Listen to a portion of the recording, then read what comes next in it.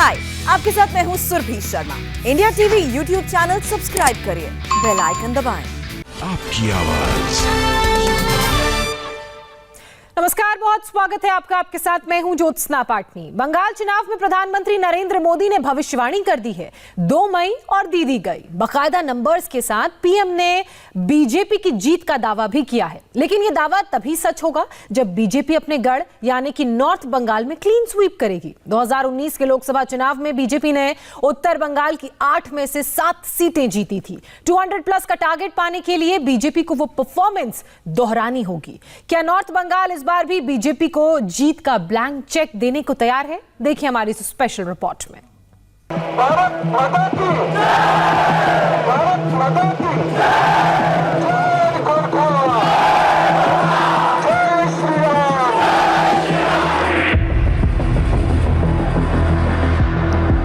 अब बड़ी नेत्री जाती है तो बड़े मार्जिन से विदाई देनी पड़ती है। तो बंगाल में भाजपा की सरकार बना से कर सिर्फ नहीं चलेगा, 200 से ज्यादा सीटों के साथ भारतीय जनता पार्टी की सरकार बननी चाहिए। और ये उत्तर बंगाल में बहुत अन्याय किया है दीदी ने। उत्तर बंगाल में दीदी का खाता न खुलने देना। माताओं, आपकी जिम्मेदारी है दीदी का खाता नहीं खुलने देना है। बैटल ऑफ बंगाल का नया मोर्चा है नॉर्थ बंगाल, यानी बंगाल के उत्तरी और पहाड़ी इलाके। यहाँ कौन जीतेगा, कौन हारेगा? 2019 के लोकसभा चुनाव में पूरा का पूरा नॉर्थ बंगाल भगवा रंग में रंग गया था। अब असेंबली इलेक्शन में यहाँ के लोगों की पसंद क्या है, इस सवाल का जवाब तलाशने के लिए हमारे रिपोर्टर पवन नारा इस वक्त नॉर्थ बंगाल में है। इस वक्त हम पहुंच चुके हैं उत्तर बंगाल के सिलीगुड़ी में। उत्तर बंगाल वो इलाका जहां ममता बनर्जी के किले को 2019 के लोकसभा चुनाव में भेदने में बीजेपी ने सफलता पाई। 8 लोकसभा सीटों में से 7 जीती। 54 विधानसभा सीटों में से 35 विधानसभा सेगमेंट पर बीजेपी की जीत हुई थी और अब इसे बीजेपी का इलाका माना जा रहा है। और ममता के सामने चुनौती है अपने खोए हुए इलाके को वापस हासिल करना। आपको बता दें कि सिलीगुड़ी से 2011 में टीएमसी जरूर जीती थी, लेकिन 2016 के चुनाव में टीएमसी हार गई, सीपीआईएम जीती। और अब की बार यहां मुकाबला बीजेपी, टीएमसी और सीपीएम के बीच होगा। देखना होगा कि यहां तस्वीर क्या होती है। क्या ममता बनर्जी अपने हारे हुए किले को दोबारा फतेह कर पाएंगी या बीजेपी अपना किला और मजबूत करेगी? इसी की पड़ताल हमारे साथ आइए।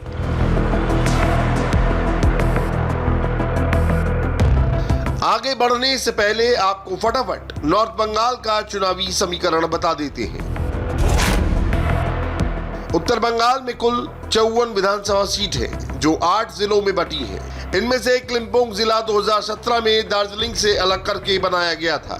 2016 में टीएमसी ने यहां से 25 सीट जीती थी।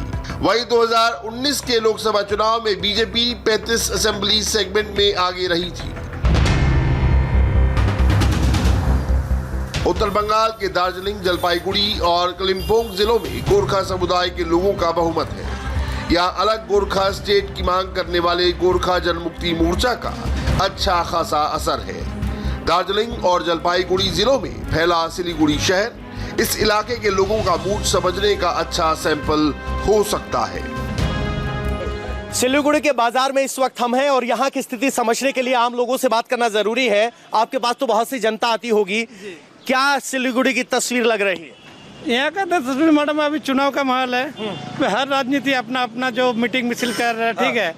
कह रहे ज्यादातर यहाँ पे जो दिखाया जा रहा है वोट का हिसाब से, चुनाव का हिसाब से दीदी का। लेकिन यहाँ तो झंडे गाड़े थे बीजेपी ने। 8 लोकसभा सीटें पड़ती हैं, उनमें से 7। देखिए, झंडा गाड़ देने से तो ये नहीं होता है ना। हम झंडा गाड़ दिया, अब रोड में झंडा गाड़ दिया, ये रोड मेरा हो गया। अच्छा। ऐसा तो नहीं होता है। तो ये आपको लग रहा है कि दीदी आगे है? आपको क्या लग रहा है यहाँ किसकी स्थिति, बीजेपी या दीदी या सीपीएम? दीदी का आगे है। हाँ जी सर, दुकानदार। आपको क्या लग रहा है? हम लोग पश्चिम बंगाल में ज़्यादातर लग सकता है दीदी का ही। पश्चिम बंगाल के अंदर में ज़्यादातर दीदी आ सकती है। अच्छा, दीदी आ सकता है। दीदी रहेगा। लेकिन पिछली बार तो यहाँ टीएमसी का उम्मीदवार हार गया था। अभी दीदी है, दीदी रहेगा। दीदी है तो मिस्टेक हो गया, खेला होवे चिल्ला रहे हैं। लेकिन यहाँ इक्वेशन को समझने का एक तरीका और है। जिसके पास ये खोमचा है, सड़क पे बैठा है दुकान खोल के, वो टीएमसी के खिलाफ नहीं बोलता है। ये एक तस्वीर का पहलू है हमारे साथ। 2016 के चुनाव में गोरखा जनमुक्ति मोर्चा के समर्थक ममता बनर्जी से नाराज होकर बीजेपी के साथ चले गए थे। गोरखाओं की नाराजगी के चलते दार्जिलिंग की 6 सीट पर टीएमसी का खाता नहीं खुला था। 3 सीट गोरखा जनमुक्ति मोर्चा, तो सीपीएम, बीजेपी और कांग्रेस ने एक सीट जीती थी। लोकसभा चुनाव में बीजेपी ने उत्तर बंगाल की 8 में से 7 सीटों पर जीत हासिल की थी। इनमें दार्जिलिंग और जलपाईगुड़ी सीटें भी शामिल थी। लोकसभा चुनाव में बीजेपी के शानदार प्रदर्शन के बाद ममता बनर्जी ने उत्तर बंगाल में खोई हुई सियासी जमीन हासिल करने में काफी ताकत लगाई है। जय बांग्ला, जय बांग्ला, जय बांग्ला, जय बांग्ला।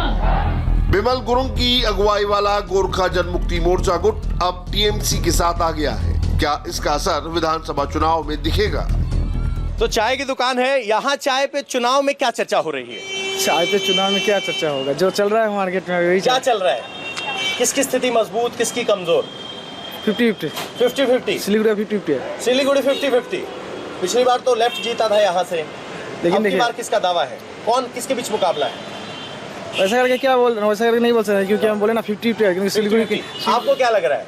हमें तो थोड़ा बीजेपी का ज्यादा लग रहा है। बीजेपी का ज्यादा लग रहा है। किस बात पे? यहाँ पे लोग सपोर्टिव हैं। सपोर्टिव है। कौन बड़ा चेहरा बीजेपी में चेहरा है कोई, या सिर्फ प्रधानमंत्री मोदी का चेहरा है? सर मोदी जी का तो है ही वैसे। और यहाँ पे जैसे राजीव बिष्ट जी भी जीते थे, उस पे भी मोदी जी का ही हाथ था। तो उसी यहाँ पे तो आपको लग रहा है बीजेपी? सर क्या स्थिति लग रही है? आप तो सबको चाय पिला रहे हैं, किस नेता की चाय में खोला ज्यादा है? बीजेपी का। बीजेपी किस बात पे? बीजेपी विकास ले आएगा। विकास लेके आएगा। दादा ठीक कह रहे हैं या कोई और विचार है आपका? मुस्कुरा रहे हैं। बीजेपी को पता है कि नॉर्थ बंगाल में उसके पास एक मजबूती सियासी जमीन है। अब पार्टी यहां से सीधे बंगाल की सत्ता को टारगेट कर रही है। गृह मंत्री अमित शाह यहां लगातार डटे हुए हैं। सोमवार को भी उन्होंने नॉर्थ बंगाल में 2 रैलियां और 2 रोड शो किए। बीजेपी लगातार टीएमसी पर आरोप लगाती रही है कि टीएमसी ने उत्तर बंगाल को इग्नोर किया है। 2015 में हुआ लैंड एग्रीमेंट बताते हुए बीजेपी कहती है कि उन्होंने बांग्लादेश के साथ एरिया स्वैप एग्रीमेंट जो किया वो उत्तर बंगाल के हितों को ध्यान में रखते हुए किया, जबकि टीएमसी भी इसका क्रेडिट लेती रही है। लेकिन सच्चाई ये है कि टीएमसी और मुख्य धारा की पार्टियां उत्तर बंगाल को इग्नोर करती रही हैं। इसी दलील के आधार पर बीजेपी के लिए उत्तर बंगाल के रास्ते खुले, जिसको अब बीजेपी अपना गढ़ बनाने पर जुटी हुई है। उत्तर बंगाल गोरखाओं, राजवंशियों, मतुआ वोटरों का गढ़। यहाँ दलित और आदिवासी वोटर किंगमेकर कहे जाते हैं। कूच बिहार में एससी वोटर 51% है, तो आदिवासियों के वोट 1%। दोनों को मिला दे तो ये वोट बैंक 52% है। जलपाईगुड़ी और अलीपुरद्वार में 38% वोट अनुसूचित जाति के, तो 19% एसटी मतदाता है। इनका टोटल काउंट 57% होता है। दार्जिलिंग में 17% वोट दलित और 22% आदिवासी है। यानी दार्जिलिंग में एससी एसटी के 39% वोट है। इसमें राजवंशी समुदाय के करीब 19% वोट शामिल हैं। यही वजह है कि प्राइम मिनिस्टर से लेकर होम मिनिस्टर तक अपनी हर रैली में दलितों, आदिवासियों और खासतौर से राजवंशियों का जिक्र नहीं भूलते। अरे दीदी, आपके खिलाफ चुनाव हम नहीं लड़ रहे हैं। आपकी गलतफहमी है कि भाजपा आपके खिलाफ चुनाव लड़ रही है। आपके खिलाफ चुनाव तो मेरे उत्तर बंगाल की माताएं बहनें भाइयों बहनों लड़ रहे हैं।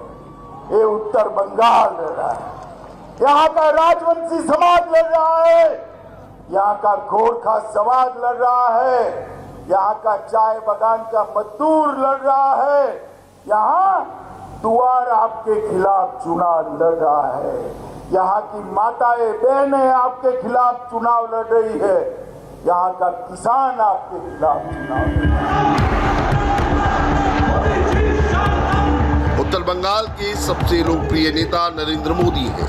यहाँ के वोटर से बात करें तो ये बात बिल्कुल क्लियर हो जाती है। बीजेपी प्रधानमंत्री मोदी की पॉपुलैरिटी का फुल फायदा लेने में जुटी है। पीएम उत्तर बंगाल में लगातार रैलियां कर रहे हैं। ग्राउंड पर इसका असर क्लियरली दिख रहा है। सिलीगुड़ी की तस्वीर हम खींचने की कोशिश कर रहे हैं कि आखिर मतदाताओं के मन में यहाँ चल क्या रहा है।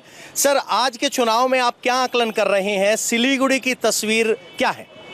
तस्वीर तो अभी दिखाई जा रहा है मोदी का ही सब। मोदी का? तो मोदी थोड़ी चुनाव लड़ रहे हैं, उसी का हवा है सब जगह। अच्छा, मोदी का ही हवा है, बीजेपी का हवा है। बीजेपी का हवा है। तो क्या कैंडिडेट भी मायने रखता है? हाँ, मैंने अच्छा है सब लोग का कैंडिडेट अच्छा है। शंकर घोष वही मोदी। शंकर घोष है यहाँ का। हर शंकर, घर घर शंकर, इस तरह का डायलॉग चल रहा है। नमस्कार मैम, क्या स्थिति लग रही है सिलीगुड़ी की आपको? किसका पलड़ा भारी? बांग्ला बोल सकते हो आप? अभी एक तो बांग्ला जानी हाँ, तो कौन भालो, दीदी भालो, दादा भालो कि और भालो? दादा भालो मोदी। तो कह रही हैं हिंदी नहीं बोल सकती, बांग्ला बोलती हैं। तो जब बांग्ला सवाल की बारी आती है तो हम भी एक सवाल पूछते हैं, दीदी भालो कि दादा भालो? दादा भालो लग रहा है। सर, इन चुनाव में आपको किसका पलड़ा भारी लग रहा है? यहाँ सिक्किम से अगर बात की जाए, नॉर्थ बंगाल में क्या तस्वीर नजर आ रही है? बराबरी का मुकाबला है। बराबरी का मुकाबला है, टाइट है। टाइट है। 2019 में तो बीजेपी के पक्ष के संकेत आए थे, क्या लग रहा है आपको? लोकसभा चुनाव का परिदृश्य अलग होता है विधानसभा में। बीजेपी ने गोरखालैंड की मांग का समर्थन करके दार्जिलिंग, क्लिम्पोंग और जलपाईगुड़ी में अपने लिए जगह बनाई थी। हालांकि पार्टी अब तक इस वादे को पूरा नहीं कर सकी है। इस वजह से लोगों का मोह भंग हुआ है, लेकिन मोदी की लोकप्रियता में कोई कमी नहीं आई है। सिलीगुड़ी की तस्वीर क्या है? पता नहीं है भैया। पता नहीं है। आपके मन में क्या है? मेरा मन में बहुत कुछ है। बहुत कुछ है। हाँ। तो किस बात पे वोट तय कर रहे हो आप? किस बात पे? हाँ, बंगाल के विकास पे, किसी पार्टी विशेष पे, किस बात पे? बंगाल के विशेष पे। तो कौन करेगा बंगाल का विकास? विकास से करेगा। होगा, परिवर्तन होगा कि सरकार बनी रहेगी? परिवर्तन तो होगा, एक दिन होगा। एक न एक दिन होगा। अब की बार होगा कि नहीं होगा? वह तो पता नहीं है। पता नहीं है, अभी शब्दों को ताल रहे हैं। सर, आप नौजवान हैं, आपको क्या लग रहा है किसका दावा मजबूत है यहाँ से? इस बार तो मोदी ही। मोदी है, कोई डाउट नहीं ना? अच्छा, तो मोदी है, कोई डाउट नहीं। जाहिर है उत्तर बंगाल में बीजेपी बनाम टीएमसी की जंग के बीच वोटर का एक तबका दुविधा में है। अब देखना यह है कि अब तक अनडिसाइडेड ये वोटर किधर जाते हैं और नतीजों पर कितना असर डालते हैं। बीजेपी लगातार बंगाल में 200 पार का नारा देती रही है और इस 200 पार में उत्तर बंगाल की बेहद महत्वपूर्ण भूमिका है। आपको बता दें कि उत्तर बंगाल वो इलाका है जहां 2019 के चुनाव में बीजेपी से अपना किला साबित कर चुकी है और अब इस किले को और मजबूत करने के लिए अमित शाह से लेकर प्रधानमंत्री मोदी तक सभी यहां जोर लगा रहे हैं। कैमरामैन चाहन शर्मा के साथ Pawan Nara, India TV, Siliguri. Hi, I am Surabhi Sharma. खबरों से अपडेट रहने के लिए India TV YouTube channel subscribe करिए, साथ में बेल आइकन जरूर दबाएं। जुड़े रहें इंडिया टीवी के साथ।